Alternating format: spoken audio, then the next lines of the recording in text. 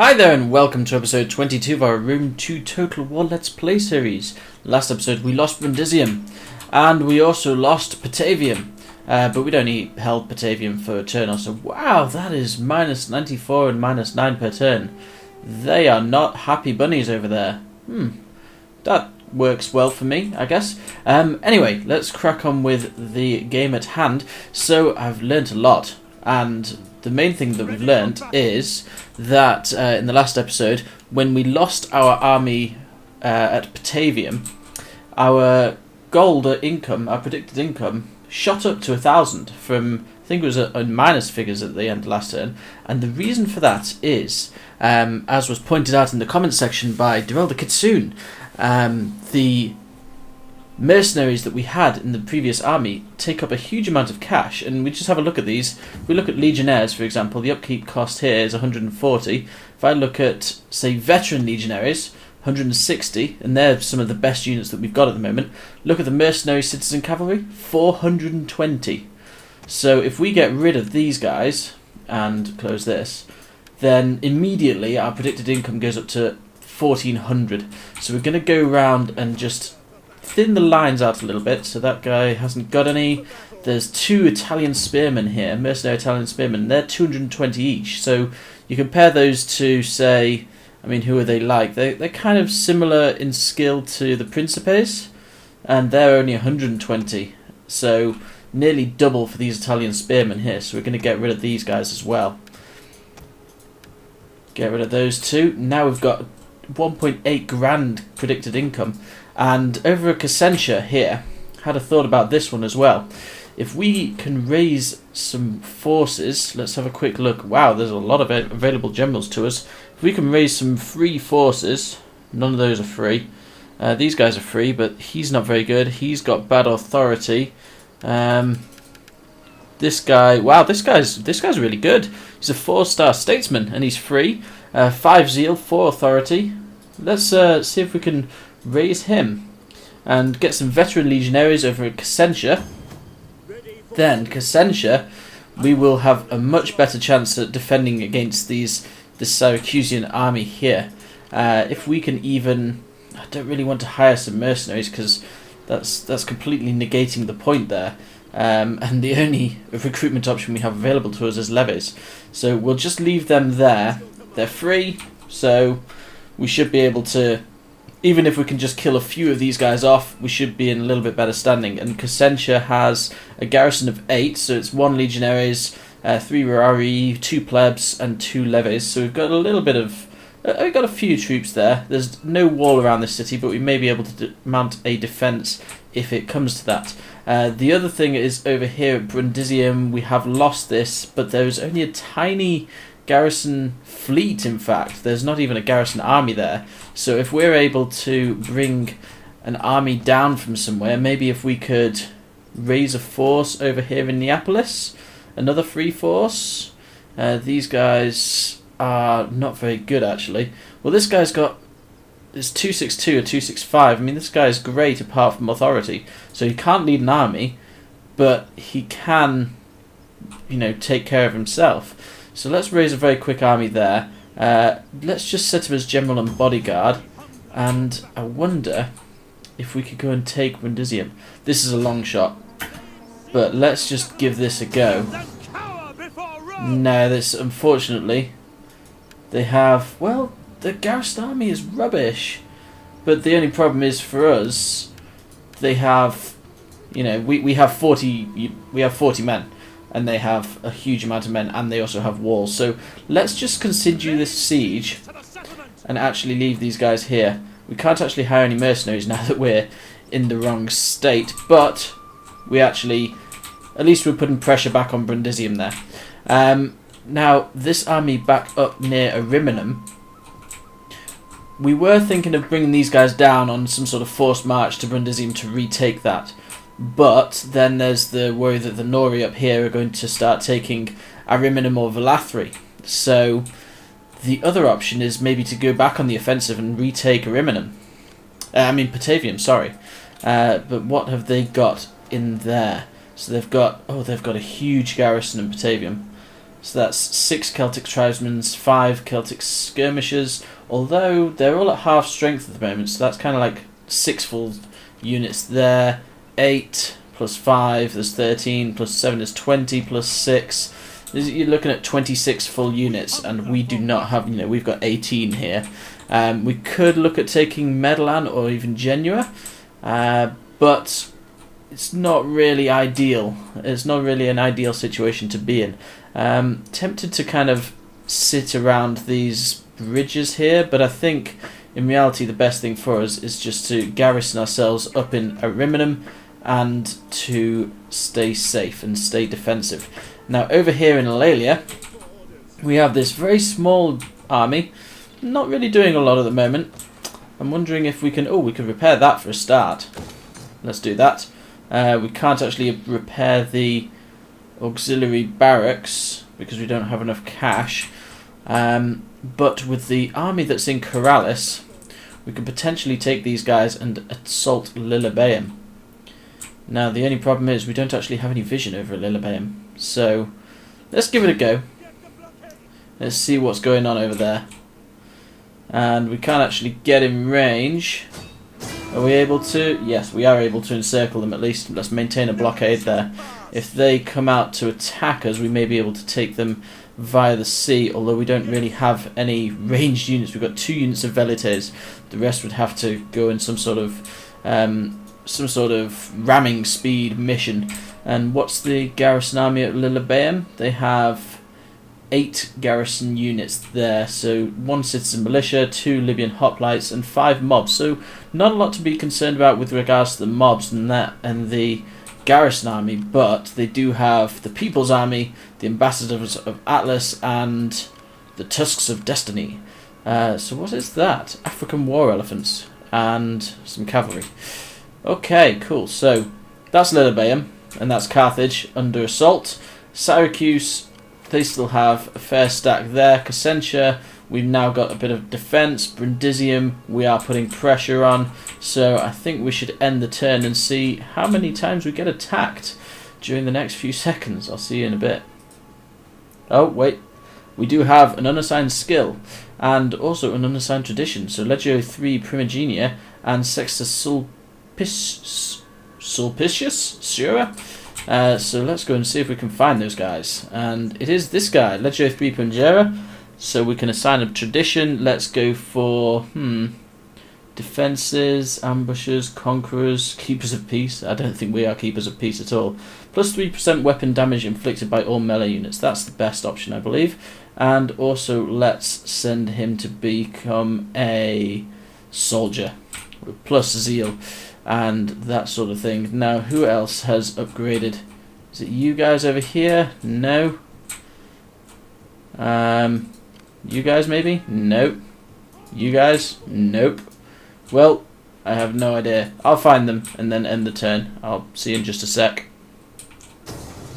Okay, so it looks like the Carthagians are sailing out to meet us outside of... what was this city again? I can't even remember now. But it looks like the battle deployment's fairly even. It's a little bit in their favour. And they are sending their elephants out on a big boat. So would we be able to auto-resolve a battle? We've got a high win chance there if we auto-resolve. So let's give that a go and see what happens. It looks like we've actually managed to win that fleet battle, which is quite cool. So let's kill the captives, and in fact let's have a quick look. Their garrison army is way down on numbers, and their garrison fleet's fairly low as well. So we might actually be able to do something, although our army is very, very low. So it may be a case that we have to retreat back to Corrales. But let's kill the captives and move on. Oh, yes, they are directly attacking us straight away, so let's retreat this time. And it looks like they have their eye on Corrales there. And it looks like they are going straight in for the kill, but this battle deployment is way in our favour, so let's auto-resolve that. I mean, they have hardly anything in comparison to us. We've got loads of guys defending Corrales. Definitely the right move to abandon this place because it's a walled city with a huge garrison force. So let's just auto-resolve that, and it'll be well, it'll be a protective stance because we are defending, and we do want to stay within our walls. And there they go. This fleet is sinking, if not sunk. And we only lost a fifth of our units. They lost their entire force, which is really cool. So let's kill all those captives.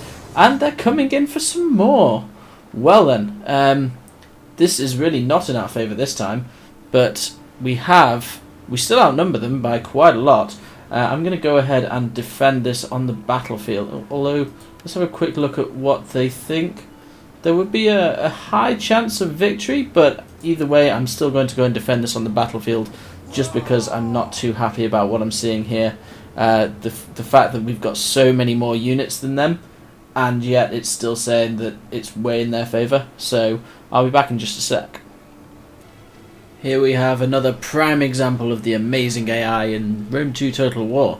The enemy general, which is meant to be some war elephants, but they're just on foot, is inching closer and closer very slowly to... Oh no, they've stopped now. They've given up completely. They sent in a unit of javelin men after I sacrificed most of a unit of plebs. That unit of plebs there is just down to 15. Sent them out to sacrifice them, and then they just walked in a unit of javelin men into range. They took a few guys, they took 60 Rari out here, but then they just died, embarrassingly. And so I'm really glad that I reduced the timer to 20 minutes, because now, instead of last time where I had to wait over half an hour, this time I only have to wait about 5 minutes. So, yeah. Great AI here. Fantastic. See you in a sec. Okay, so apparently that was a heroic victory. And we managed to destroy one unit. Like I said, we killed the javelin men, and we also killed one person in the light elephants, the African war elephants, but unfortunately, despite the fact that they docked, they will survive, I believe. So even though we kill the captives, yes, they are able to just retreat away. It's unfortunate, but there we go. Oh, and they are sending one unit of elephants and a couple of javelin men garrison fleet against our entire fleet. So going to auto resolve this, and do we want 77, 76 or 73% remaining force? That's the question. So let's just go for an aggressive stance, get rid of their African war elephants, and yeah, move on to the next victory, I guess. Oh, we managed to kill their entire garrison fleet as well. That's really cool. Okay, it looks like the RDA have decided to actually fight back at Brundisium. They're sending their garrison fleet, their garrison army, sorry, against us, just our one unit of cavalry, but they're also backed up by Athena's faithful. Now, if it was just the garrison army here, may have liked my chances, but even then, it's 40 versus, what's that, like 200? Nah, I still wouldn't have liked my chances, to be honest, so we're just going to retreat here. Disengage! Okay, so Cassentia is now under attack by the Syracuse, and we just have the one unit of legionaries, but backed up by some... Actually, no, they're veteran legionaries, aren't they? So they're backed up by some legionaries, few Rorier, some plebs, and some leves. Now, their armies are quite substantial in comparison. They have a large number of hoplites, a couple of slingers, a general on cavalry, another general, but they're just more hoplites, really. So I'm going to fight this on the battlefield and see if we can take out as many as we can. Maybe we'll have some more bugged fighting, just as we did over with the Carthagians. Let's see what happens.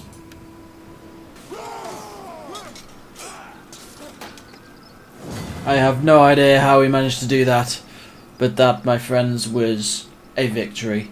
And even though we were outnumbered 2-1, and the majority of our armies were plebs and rari and not very good, the legionaries and veteran legionaries really pulled their weight there, and we managed to... I mean, their cavalry was the main issue. I mean, they charged us down right at the beginning and took out half of our veteran legionaries, and I thought it was all over straight away.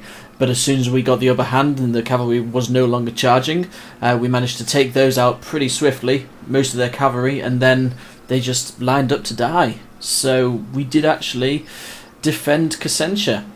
The only thing I'm worried about now is if the next army comes in to finish the job. But they lost over half their units, we lost over half of ours. It was a very costly victory, but let's kill the captives and see if we can hold out. Yes, they are retreating. Fantastic.